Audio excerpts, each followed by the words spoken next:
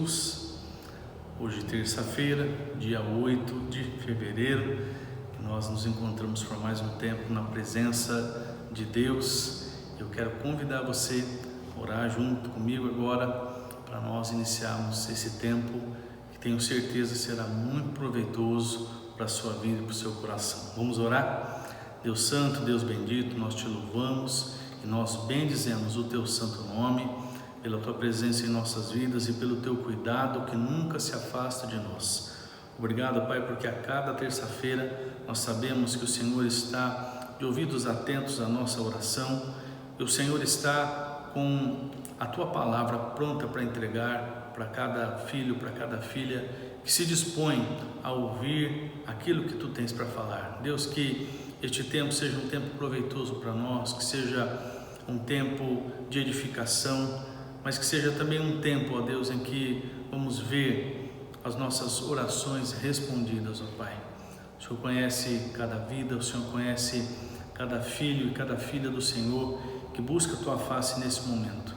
Pai, que a oração que é feita neste lugar e em cada casa seja ouvida por Ti, seja atendida de acordo com a Tua graça, de acordo com a Tua sabedoria, de acordo com a Tua soberania. Nós oramos em nome de Jesus. Amém. Você conhecer essa canção? Convido a cantar junto comigo uma canção que dedica a nossa vida para Deus. Tudo que sou, tudo que tenho estão diante de Ti, Senhor. Minhas tristezas e alegrias a Ti entrego agora, Senhor. Ofereço minha vida a Ti, usa o meu viver para a Tua glória. Os meus dias são Teus, Senhor, que seja o meu louvor, sacrifício agradável. Minha vida eu Te dou.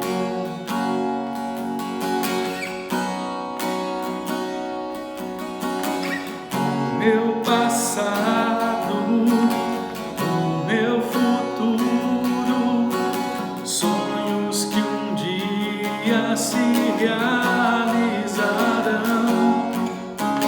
Minha esperança e os meus planos, todo o meu ser pertence ao Senhor.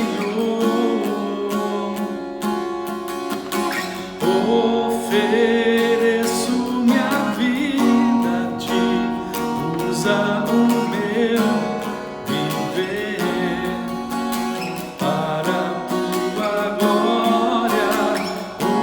Os meus dias são Teus, Senhor, que seja o meu louvor, sacrifício agradável.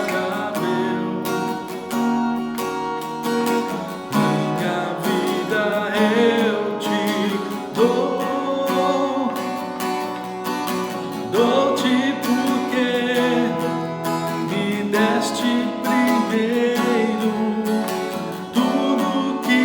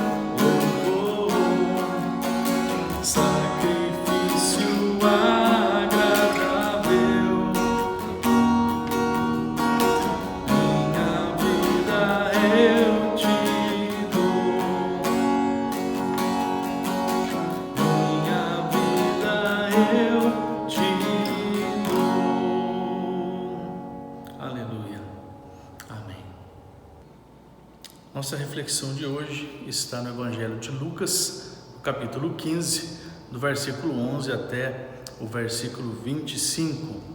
E diz assim a palavra de Deus: E Jesus disse ainda: Um homem tinha 2 filhos. Certo dia, o mais moço disse ao pai: Pai, quero que o Senhor me dê agora a minha parte da herança. E o pai repartiu os bens entre os 2. Poucos dias depois, o filho mais moço ajuntou tudo que era seu e partiu para um país que ficava muito longe. Ali viveu uma vida cheia de pecado e desperdiçou tudo o que tinha. O rapaz já tinha gastado tudo quando houve uma grande fome naquele país e ele começou a passar necessidade. Então procurou um dos moradores daquela terra e pediu ajuda. Este o mandou para a sua fazenda a fim de tratar dos porcos. Ali, com fome, ele tinha vontade de comer o que os porcos comiam, mas ninguém lhe dava nada. Caindo em si, ele pensou: quantos trabalhadores do meu pai têm comida de sobra e eu estou aqui morrendo de fome? Vou voltar para a casa do meu pai e dizer: Pai, pequei contra Deus e contra o Senhor e não mereço mais ser chamado de seu filho. Me aceite como um dos seus trabalhadores. Então saiu dali e voltou para a casa do pai. Quando o rapaz ainda estava longe de casa, o pai o avistou e com muita pena do filho correu e o abraçou e beijou. E o filho disse: Pai, pequei contra Deus e contra o Senhor e não mereço mais ser chamado de seu filho. Mas o pai ordenou aos empregados: depressa, tragam a melhor roupa e vistam nele, ponham um anel no dedo dele e sandálias nos seus pés. Também tragam e matem o bezerro gordo. Vamos começar a festejar, porque este meu filho estava morto e viveu de novo, estava perdido e foi achado. E começaram a festa.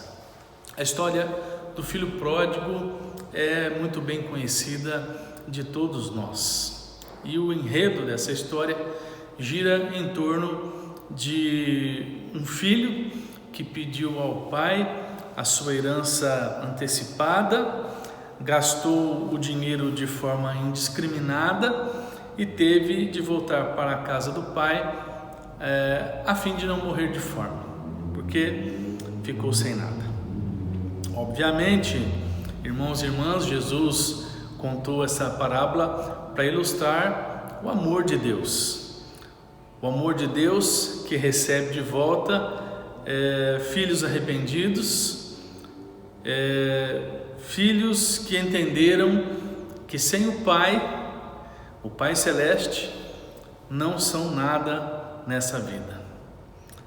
Mas, para o propósito de hoje, eu gostaria de refletir nessa história com você sob a perspectiva de alguém que cometeu um grande erro na vida e que, depois de ter chegado ao fundo do poço, percebeu que podia recomeçar do zero.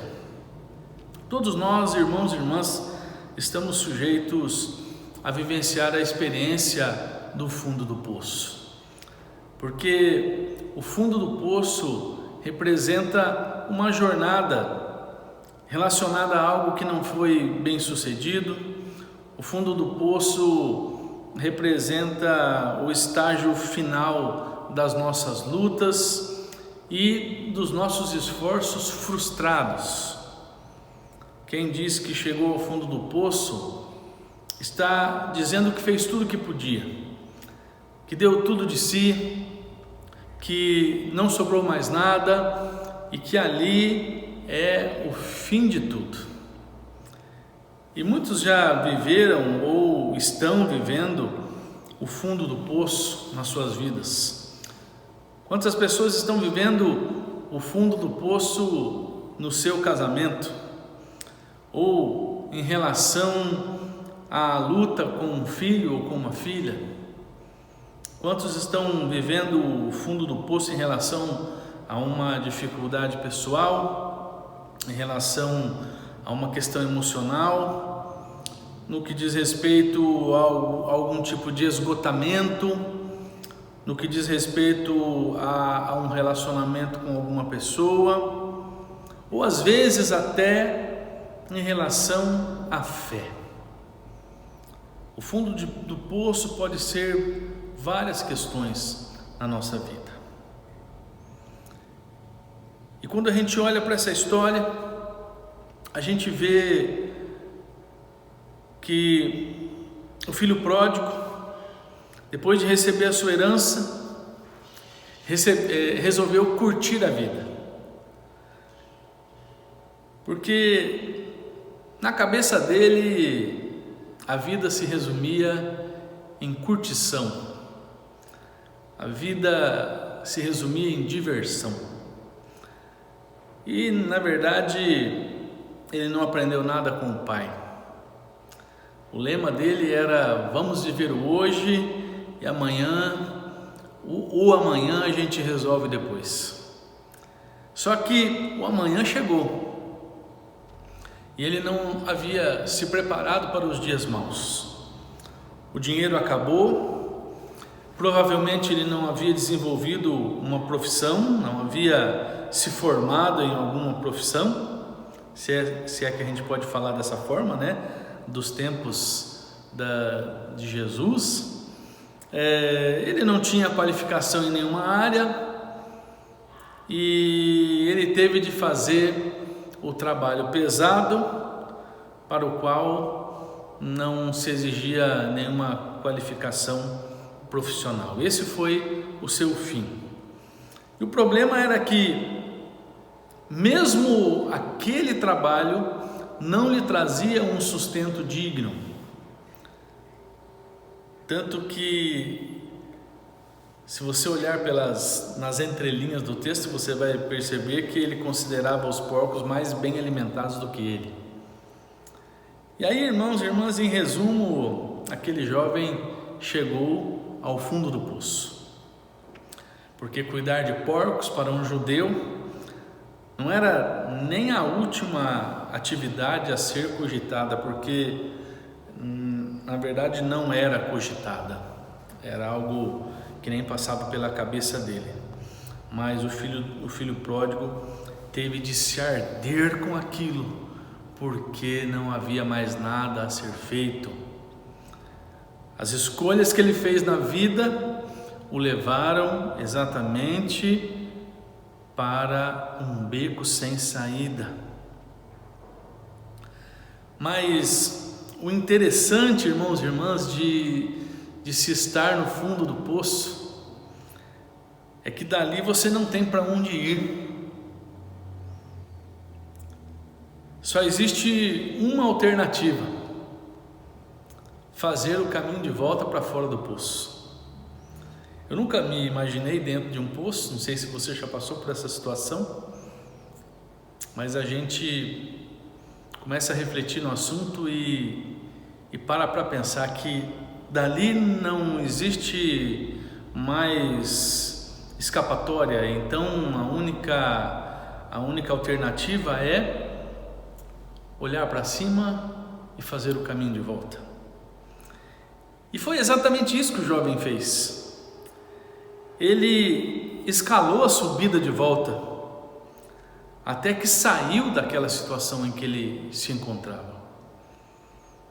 E as atitudes daquele jovem se tornam hoje lições para aqueles que por qualquer motivo estão no fundo do poço, para aqueles que por qualquer motivo estão num beco sem saída. E a primeira atitude dele nós encontramos no versículo 17. O verso 17 diz: caindo em si, ele pensou. Caindo em si, ele pensou. Irmãos e irmãs, aquele jovem, naquela situação em que ele se encontrava, botou a mão na consciência, sondou o seu coração, fez um balanço da sua vida, ele verificou tudo aquilo que aconteceu com ele e como ele havia chegado naquela situação. Ele rasgou o coração para si mesmo, toda a prepotência, todo o orgulho, toda a mesquinhez, toda a indiferença em relação ao pai, em relação à sua família, toda a falta de preparo para a vida, foi admitida ali naquele momento, enquanto ele sentia o mau cheiro dos porcos que estavam ao seu redor. Ele deu de cara com as suas deficiências, ele assumiu as suas culpas, as suas responsabilidades, não jogando nada nas costas de ninguém, nem varrendo a sujeira para debaixo do tapete. Sabe, meu irmão e minha irmã, quem chega a uma situação que não tem mais para onde correr, precisa fazer o caminho de volta. E esse caminho começa colocando a mão na consciência, começa com uma análise franca e honesta da vida, das motivações, das atitudes, do coração, começa com uma autocrítica. Não é plausível, meu irmão e minha irmã, não é razoável que uma pessoa esteja na pior e não pare para fazer um balanço da sua vida. Não é admissível que uma pessoa esteja encurralada e não pare a fim de colocar a sua vida em pratos limpos, porque disso depende o recomeço. Eu me lembro de um quadro exibido no programa Caldeirão do Hulk, isso há muito tempo atrás, chamado Negócio Fechado, em que o apresentador ia até um determinado empreendimento que não estava bem das pernas e ajudava aquele empreendimento a se levantar. Geralmente a intervenção do programa naqueles empreendimentos tinha um final feliz. E eu me lembro especificamente de um episódio em que o apresentador foi num restaurante de sopas, que servia sopas e outros pratos, e estava muito mal cuidado ali, embora havia alguns pratos muito bons, né, muito bem feitos, o cuidado com aquele empreendimento estava uma bagunça, e tanto que o dono chegou a chorar escondido de tanta vergonha e de tanto medo do que poderia acontecer e ser falado para ele. Só que o curioso daquele programa é que todos recomeçaram o negócio e foram muito bem sucedidos, mas um dos pontos principais era exatamente o momento do balanço, o momento em que aqueles empreendedores eram chamados para verificar o que estava errado, verificar o que havia levado aquele empreendimento à beira da falência, para que eles retomassem o empreendimento do zero, enxergassem o que havia acontecido e pudessem recomeçar, pudessem sair do fundo do poço. Muitas histórias foram bacanas de assistir, porque as pessoas, depois de fazer o balanço e, claro, fazer tudo aquilo que era ensinado ali, transformaram seus empreendimentos. Irmãos, na vida é assim também. Se nós quisermos ter um bom recomeço das nossas vidas, seja em que área for, nós precisamos fazer um balanço.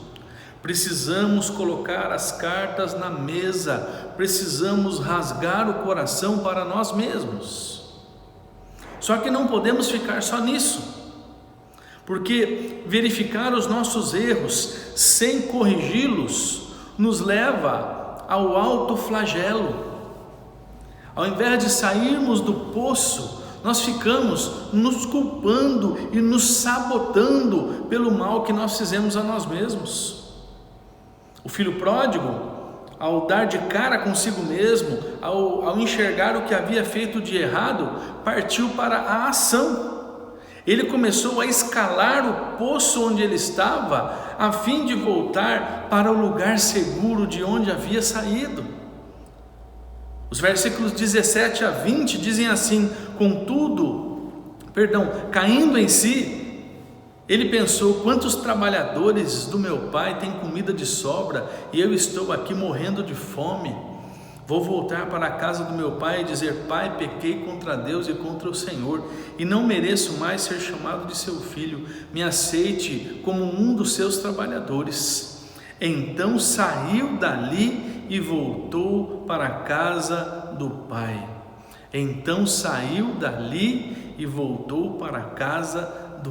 Veja, meu irmão e minha irmã, aquele jovem não se manteve no campo das reflexões, no campo das ideias, ele partiu para atitudes concretas. Ele planejou o que iria fazer para sair do fundo daquele poço e executou os seus planos de forma concreta. Tem muita gente que é muito bom em fazer planos, mas é péssimo em executar os planos. E geralmente o que pega na hora de executar os planos são duas coisas: a dificuldade de se adaptar ou de recalcular a rota quando surgem os imprevistos, e a disciplina. Essas são as duas coisas que pegam na hora de executar os planos. Para alguns é muito difícil ter de mudar os planos quando alguma coisa não dá certo, na hora de recomeçar alguma coisa na vida. Mas geralmente a maioria acaba conseguindo se adaptar. O problema maior tem a ver com a disciplina. Manter-se focado nos planos originais e fazer o que for preciso para chegar ao destino não é tarefa fácil. Muitos desistem no meio do caminho, porque cansa manter projetos a longo prazo. Muitas são as distrações para nos tirar do foco. Por isso eu digo a você, meu irmão, e a você, minha irmã, se você está disposto a sair do poço, a sair desse encurralamento, seja que situação for, seja qual for o motivo que te levou para dentro desse poço, você terá de tomar atitudes concretas e mantê-las até o fim. E em terceiro lugar, o filho pródigo nos ensina que humildade é requisito necessário para lidarmos com o poço. Veja que nós não precisamos de humildade somente para sairmos do poço, mas também para não voltarmos a ele. Se você olhar para a vida do filho pródigo, vai ver que uma das razões de ele ter chegado onde chegou foi a sua falta de humildade. A partir do momento que ele se viu sem saída, o seu espírito de orgulho foi quebrado. E a partir daquele momento, a humildade pautou todas as suas decisões, todas as suas atitudes. Quando ele chegou à presença do Pai, depois de uma grande jornada, a humildade ainda permanecia no seu coração, tanto que ele não se desviou dos seus propósitos. Com muita coragem, ele pediu que o Pai lhe tratasse não como filho, mas como empregado. Meu irmão, minha irmã, a humildade será a grande chave para recomeçarmos quando estivermos encurralados, quando estivermos no fundo do poço. Mas iremos precisar mantê-la. Nós vamos precisar mantê-la em nossos corações. a fim de que não caiamos em novos poços desta vida. Eu olho para a história do filho pródigo e vejo que existem poços perigosos nos quais podemos cair. Mas eu vejo também que, mesmo que venhamos a cair dentro de algum deles, nós podemos recomeçar. Nós podemos sair do fundo desse poço, seja ele qual for. Tenha ele o nome que você quiser dar. Mas para isso nós precisamos cair na real. Precisamos fazer uma autocrítica e ver o que nos levou para dentro dele. Precisamos tomar atitudes concretas para sair desse poço, para recomeçar as nossas vidas, para recomeçar os nossos projetos. E precisamos de humildade, tanto para sair quanto para permanecer fora desse poço. Deus quer te dar um recomeço. Talvez a tua situação não seja tão trágica como foi a situação do filho pródigo. Talvez os termos que eu esteja usando hoje sejam até pesados demais para você. Mas você está numa situação em que você precisa retomar uma caminhada. A palavra de hoje também é para você, meu irmão. Deus tem um recomeço para a sua vida também. Então, faça a sua autocrítica. Tome atitudes concretas, sempre com humildade, porque Deus vai destinar você para um novo momento e para grandes coisas que Ele tem para a tua vida. Vamos orar, vamos clamar a Deus. Pai bendito, nós colocamos nossas vidas diante de Ti, porque o Senhor sabe o que tem acontecido conosco. O Senhor conhece o coração daqueles que estão vivendo, Pai, numa situação de fundo de poço, numa situação de encurralamento. O Senhor sabe, ó Pai, de tudo que se passa na mente e no coração de todos nós. E eu clamo a Ti, ó Pai, para que o Senhor nos dê forças para olhar para fora desse poço e saber que em Ti teremos forças e teremos condições de sair dele. Em Ti podemos recomeçar. Em Ti, Senhor, podemos nos livrar de tudo aquilo que nos amarra, de tudo aquilo que nos trava, de tudo aquilo que nos segura longe da Tua bênção. Em Ti podemos caminhar para novos momentos, para novas circunstâncias, sobretudo para a bênção que o Senhor tem para nós, ó Deus. Eu oro por aquele irmão que veio buscar o Teu cuidado, veio buscar a Tua bênção, por aquele que veio colocar hoje um pedido de oração diante de Ti, ó Pai. Escuta esse clamor agora, escuta esse pedido de oração. Eu oro por aqueles que estão caminhando no pacto de oração, por aqueles que assumiram um compromisso de orar por um pedido durante 7 semanas, ó Deus, na esperança de ver essa fé sendo honrada por Ti. Pai, cuida de cada um, entra com a Tua providência, entra com a Tua graça, entra com o Teu milagre, ó Pai, sobre a vida desse irmão e dessa irmã. É a nossa oração, em nome de Jesus. Amém. Meu irmão, minha irmã, Deus abençoe a sua vida. Nós voltamos a nos encontrar aqui no domingo para o nosso culto presencial e também através do canal do YouTube. Uma ótima semana para você, que Deus te abençoe, um forte abraço e tchau, tchau.